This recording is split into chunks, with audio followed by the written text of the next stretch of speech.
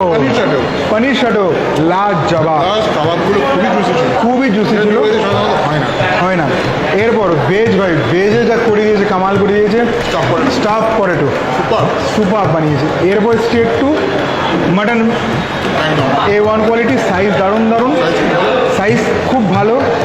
কাতলার size কাতলার সাইজটা এরকম বড় বড়, ঠিক আছে। তো তোমরা যদি খুব ভুল না হয় 1 কেজিতে 5 থেকে 6টার বেশি হওয়ার কথা। হওয়ার কথা। কিন্তু কটা আছে? 1 কেজিতে কত হলো? 5টা সাথে হবে 1 কেজি। মধ্যমগ্রামের বুকে একটা ভালো ক্যাটারিংয়ের খোঁজ আমি আনতে পেরেছি, এর জন্য আমি অনেক খুশি।